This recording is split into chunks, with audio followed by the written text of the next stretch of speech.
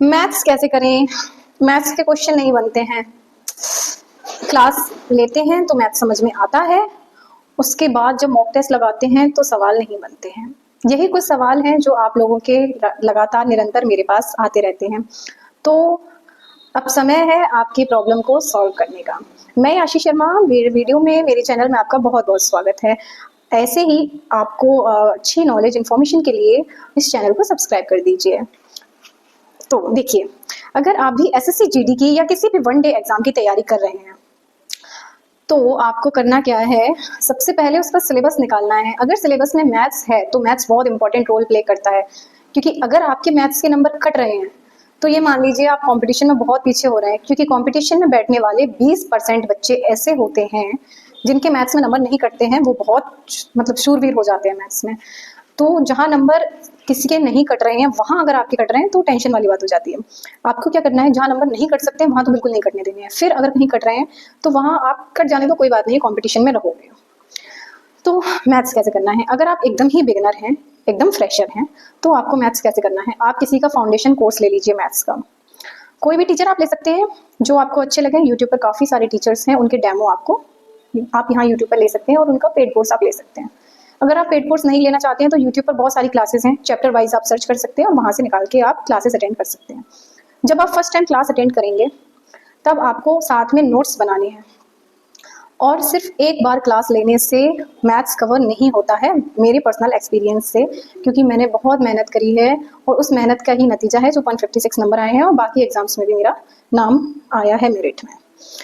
तो आपने पहली बार क्लास अटेंड कर ली, उसके बाद आप उसकी पीडीएफ उठाइए। जो क्लास आज आपने हुई है, जो अटेंड की थी, उसके बाद जो उसकी पीडीएफ अपलोड होती है, उस पीडीएफ को आपको शाम को उठाकर सॉल्व करना है। अगर आपसे क्वेश्चन बन जाते हैं तो बहुत अच्छी बात है, लेकिन अगर नहीं बनते हैं तो जो क्वेश्चन नहीं बन रहा है वापस से आप वीडियो पर जाइए और उस क्वेश्चन का सॉल्यूशन देखिए। ये करने के बाद आपको एक चैप्टर वाइज टेस्ट लगानी है, अगर आप बिगिनर हैं तो। ऐसे करके आपको अपने सारे चैप्टर्स कंप्लीट करने हैं, और जैसे अगर आपके 2 चैप्टर्स कंप्लीट हो जाते हैं तो आपको फिर पिछले चैप्टर का भी रिवीजन साथ के साथ करते चलना है। फिर अगर मान लीजिए आपके 3 चैप्टर कंप्लीट हो गए हैं तो आपको थर्ड वाले का टेस्ट देना है, सेकंड वाले का भी देना है, और जो फर्स्ट था उसका भी टेस्ट देना है। तो ये हो गया रिवीजन का तरीका। अब अगर आपके 6 चैप्टर आज कंप्लीट हो गए तो आप 6वें का तो दोगे ही टेस्ट, लेकिन 5th वाले का भी एक टेस्ट देना है, 4th का भी। ऐसे आपका रिवीजन होता रहेगा। जब आपका सारे चैप्टर्स कंप्लीट हो जाएंगे जो भी इंपॉर्टेंट हैं, उसके बाद में आपको क्या करना है, फिर आपको मिक्स्ड प्रैक्टिस सेट्स लगाने हैं। मिक्स्ड प्रैक्टिस सेट मतलब जिसमें क्वेश्चन मिक्स दिए रहते हैं, हर चैप्टर से एक एक 2-2 क्वेश्चन दिया रहता है। जैसे एक टाइम एंड वर्क का दिया है, फिर दूसरा परसेंटेज का, तीसरा रेशियो का। प्रीवियस ईयर क्वेश्चन लगाना ना भूलें। बहुत सारे बच्चे ऐसी गलती कर देते हैं, वो प्रीवियस ईयर क्वेश्चंस नहीं लगाते हैं। बहुत सारे पैटर्न्स ऐसे होते हैं जो प्रीवियस ईयर ही रिपीट होते हैं, वही वाले क्वेश्चंस रिपीट होते हैं। प्रीवियस ईयर को आप जब तक नहीं लगाओगे तब तक आप क्वेश्चन पेपर का पैटर्न नहीं समझ पाएंगे। प्रीवियस ईयर क्वेश्चन लगाएं। और आप कोई भी बुक लेते हैं, मान लीजिए कोई भी मैथ्स की कोई भी बुक उठा लीजिए, 3 से 4 बार उस मैथ्स की बुक को कवर करना है। सिर्फ एक बार अगर आप बुक लगाएंगे, उसके बाद जब आप टेस्ट लगाओगे तो आपके क्वेश्चन नहीं बनेंगे। उस बुक को 3 से 4 बार आप लगाइए, फिर आप जब मॉक टेस्ट देंगे तो आपके नंबर वहाँ मॉक टेस्ट में आने लगेंगे। और 3 से 4 बार लगाने का एक फायदा ये भी होगा कि आपकी प्रैक्टिस बढ़ेगी, आपकी स्पीड बढ़ेगी और टाइम मैनेजमेंट में आपको बेनिफिट होगा।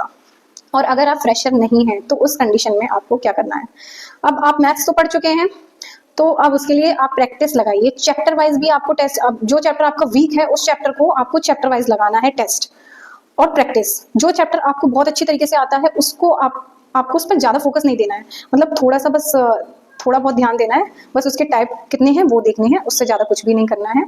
और जिस क्वेश्चन के आपके नहीं बनते हैं ज़्यादा फोकस आप उस पर दीजिए। फिर आप टेस्ट लगाइए, चैप्टर वाइज लगाइए, फिर मिक्स्ड टेस्ट लगाइए और बार बार उसकी प्रैक्टिस करिए, जिससे आपकी स्पीड फास्ट हो, टाइम मैनेजमेंट आप कर पाए एग्जाम में। क्योंकि बहुत सारे बच्चे ऐसे होते हैं जिनको आते हुए क्वेश्चन को छोड़ के आते हैं टाइम मैनेजमेंट की वजह से, एक क्वेश्चन पर ही अटके रह जाते हैं, काफ़ी समय वो खींच देते हैं।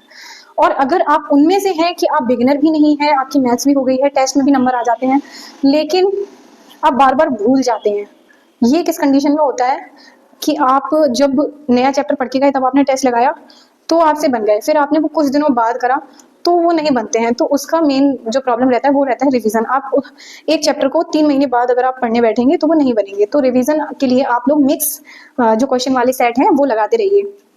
तो आज मैथ्स के लिए इतना ही। मिलते हैं अगली वीडियो में। अगली वीडियो में आपको मैथ्स के इंपॉर्टेंट चैप्टर्स और बाकी अदर सब्जेक्ट्स के बारे में नॉलेज मिल जाएगी। आज मैंने मैथ्स के लिए बनाया था। नेक्स्ट वीडियो जो आएगा मैथ्स के इंपॉर्टेंट टॉपिक्स का आएगा, और रीजनिंग जो रीजनिंग है उसके इंपॉर्टेंट टॉपिक्स का आएगा, और जीएस कैसे करें, स्टैटिक जीके में कौन से इंपॉर्टेंट चैप्टर्स होते हैं। तो बने रहिए मेरे साथ अच्छी स्ट्रेटेजी वीडियो जानने के लिए, और क्या इंपॉर्टेंट है, क्या छोड़ना है, क्या पढ़ना है, क्या नहीं पढ़ना है, ये जानने के लिए। बहुत बहुत धन्यवाद आपका। जय हिंद।